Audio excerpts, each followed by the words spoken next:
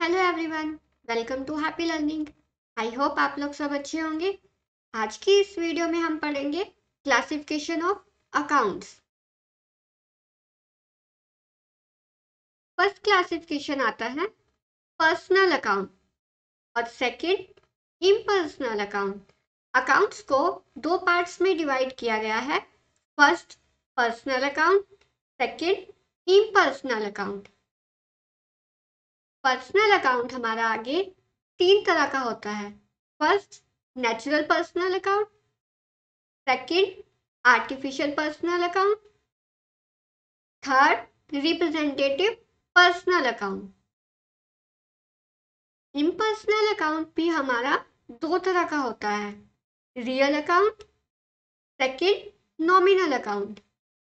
Real account को आगे two parts में डिवाइड किया गया है। First tangible real account, second intangible real account. Accounts हमारे दो तरह के होते हैं, फर्स्ट पर्सनल अकाउंट और इम्पर्सनल अकाउंट। पर्सनल अकाउंट हमारे आगे तीन पार्ट्स में डिवाइड है।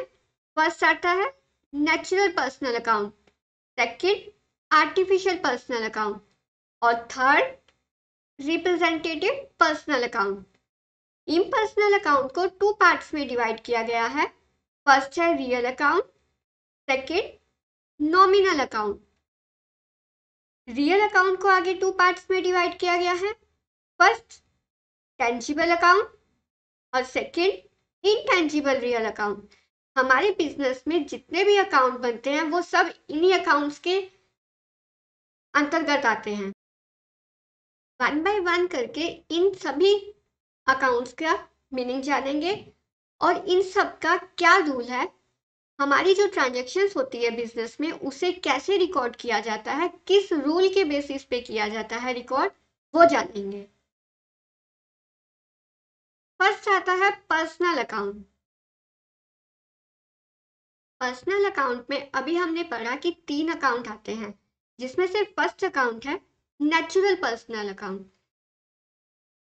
नेचुरल पर्सनल अकाउंट का मतलब है अकाउंट ऑफ ह्यूमन बीइंग। किसी भी ह्यूमन बीइंग का जो अकाउंट होता है वो नेचुरल पर्सनल अकाउंट में आता है, जैसे कि मोहन अकाउंट, सोहन अकाउंट, सीमा अकाउंट, राधा अकाउंट एटसेट्रा। ये सभी एक नेचुरल पर्सन है, ह्यूमन बीइंग्स हैं, तो इनके सभी के अकाउंट्स कहाँ आएंगे? नेचुरल पर्सनल अकाउंट पे। सेकंड पर्सनल अकाउंट है artificial personal account. Artificial personal account में वह अकाउंट्स आते हैं जिनकी फिजिकल एग्जिस्टेंस नहीं होती ह्यूमन बीइंग की तरह, बल्कि वो काम एज ए पर्सनल अकाउंट करते हैं, जैसे कि form account, institution account, bank account. ये सब क्या है? Artificial personal account. इनकी फिजिकल एग्जिस्टेंस नहीं होती ह्यूमन बीइंग की तरह, लेकिन ये काम एज ए पर्सनल अकाउंट करते हैं। नेक्स्ट आता है रिप्रेजेंटेटिव पर्सनल अकाउंट।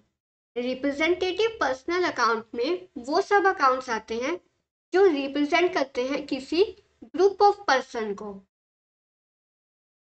जैसे कि मान लीजिए आपकी कंपनी में काफ़ी सारे एम्प्लॉयज़ हैं जिनको आपने सैलरी पे करनी है, तो आपने एक सेपरेट अकाउंट बनाया आउटस्टैंडिंग सैलरी अकाउंट के नाम से। ये अकाउंट ये रिप्रेजेंट करेगा कि इसमें वो सब एम्प्लॉयज़ हैं जिनको आपने सैलरी पे करनी है। ये ग्रुप ऑफ पर्सन को रिप्रेजेंट करेगा, आउटस्टैंडिंग सैलरी अकाउंट। इसे कहते हैं representative personal account. Outstanding salary account, prepaid account, ये सब क्या हुए? Representative personal account. नेक्स्ट आता है रियल अकाउंट। रियल अकाउंट हमारा इम्पर्सनल अकाउंट में आता है।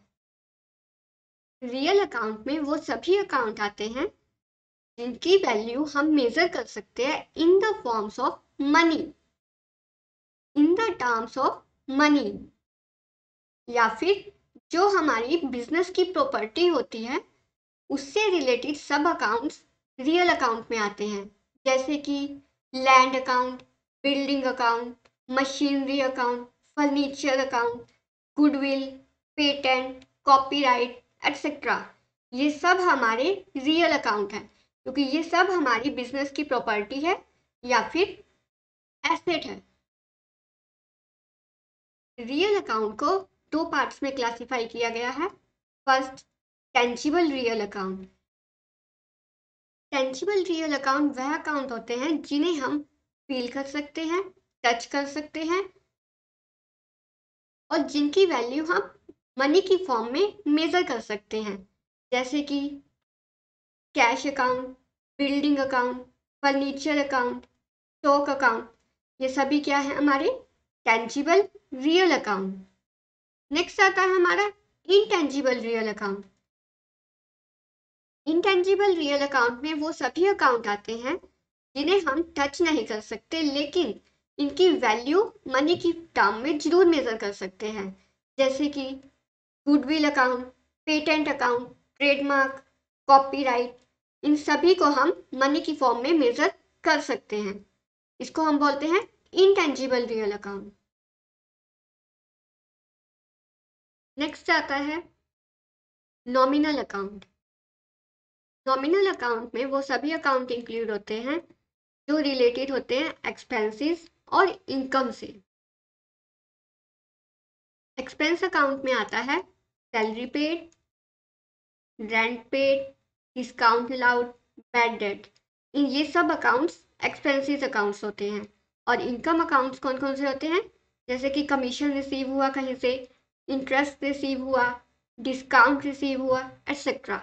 ये सब क्या हो गए? हमारी इनकम हो गई। तो नॉमिनल अकाउंट में वो सभी अकाउंट आएंगे जो एक्सपेंस और इनकम से रिलेटेड है। ये सब थे क्लासिफिकेशन ऑफ अकाउंट्स। बिजनेस के सभी अकाउंट्स इन्हीं तीन अकाउंट्स के अंतर्गत आते हैं। कौन कौन से अकाउंट्स हैं हमारे? अकाउंट्स को टू पार्ट्स में डिवाइड किया गया था, पर्सनल और इम्पर्सनल। पर्सनल अकाउंट में हमारे तीन तरह के अकाउंट थे, natural personal account, artificial personal account और representative personal account. Impersonal account दो तरह का था, रियल अकाउंट और नॉमिनल अकाउंट। रियल अकाउंट को भी आगे टू पार्ट्स में डिवाइड किया गया था, tangible real account and intangible real account. Next आता है इनके रूल्स, जिन्हें हम गोल्डन रूल्स भी कहते हैं।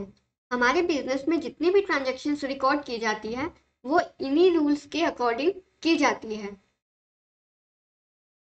हर एक अकाउंट का, जो अभी हमने तीन अकाउंट पढ़े थे, पर्सनल अकाउंट, रियल अकाउंट और नॉमिनल अकाउंट, इन तीनों अकाउंट्स के अलग अलग रूल्स होते हैं और उन्हीं के बेसिस पर ट्रांजैक्शंस रिकॉर्ड की जाती है।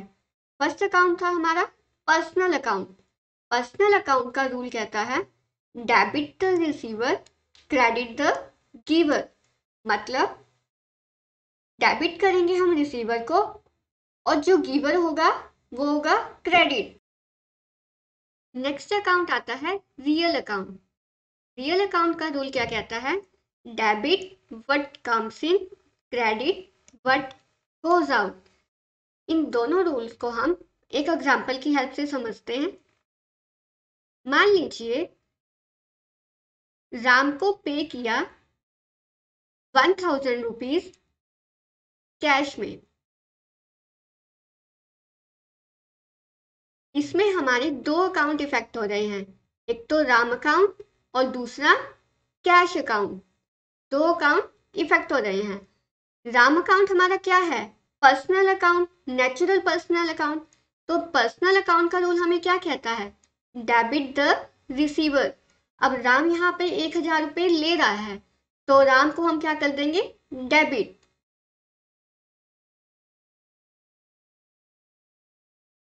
जो हमारा सेकंड अकाउंट है कैश अकाउंट, कैश अकाउंट कौन सा अकाउंट है हमारा? अभी हमने पीछे पढ़ा था, tangible real account cash account होता है हमारा। तो रियल अकाउंट का क्या रूल कहता है हमारा? Debit what comes in, credit what goes out. हम राम को 1000 रुपये दे रहे हैं तो कैश हमारा जा रहा है तो कैश अकाउंट क्या हो जाएगा? क्रेडिट। तो हमारी जर्नल एंट्री क्या हो जाएगी इसकी? Ram account debit to cash account. एक और एग्जांपल लेते हैं। मान लीजिए हमने मशीनरी परचेज की, इतने की 2 लाख की। मशीनरी हमारी एसेट है, तो एसेट अकाउंट हमारा क्या हुआ, रियल अकाउंट। और रियल अकाउंट का रूल क्या कहता है, डेबिट व्हाट कम्स इन। हमने मशीनरी परचेज की 2 लाख की, तो हमारे पास मशीनरी आई, तो मशीनरी अकाउंट क्या हो जाएगा, डेबिट। तो क्रेडिट कौन सा अकाउंट होगा, कैश अकाउंट, क्योंकि कैश गया। मशीनरी आई 2 लाख की, 2 लाख कैश गया। Debit what comes in, credit what goes out. Debit वो करेंगे जो चीज हमारे पास आ रही है, क्रेडिट वो करेंगे जो चीज हमारे से जा रही है। इसको हम बोलते हैं रियल अकाउंट। नेक्स्ट अकाउंट था हमारा नॉमिनल अकाउंट। नॉमिनल अकाउंट का रूल क्या कहता है, डेबिट एक्सपेंसेस एंड लॉसेस, जितने भी हमारे एक्सपेंस और लॉस है उनको हमें डेबिट करना है। और क्रेडिट किसे करना है, इनकम और गेन को। मान लीजिए आपने किसी एम्प्लॉय को सैलरी दी, तो सैलरी हमारा खर्चा है, एक्सपेंस है, तो सैलरी अकाउंट क्या हो जाएगा, डेबिट। और आपने कैश में पे किया तो कैश गया, कैश हमारा रियल अकाउंट है। रियल अकाउंट का रूल क्या कहता है, क्रेडिट व्हाट गोज आउट। तो क्रेडिट में हम क्या कर देंगे, टू कैश अकाउंट। ये थे आपके गोल्डन रूल्स, जो कि बहुत इंपॉर्टेंट है, क्योंकि हर ट्रांजैक्शन इन्हीं रूल्स के बेसिस पर रिकॉर्ड की जाती है। आपके बिजनेस में जितने भी अकाउंट बनते हैं, या तो वो पर्सनल अकाउंट में आएंगे, या वो रियल अकाउंट में आएंगे, या फिर नॉमिनल अकाउंट में आएंगे। इससे अलावा और कोई भी अकाउंट नहीं होते। Thank you so much. अगर आपको ये वीडियो पसंद आई है तो लाइक कीजिए, शेयर कीजिए और चैनल को सब्सक्राइब कीजिए। Bye bye, take care.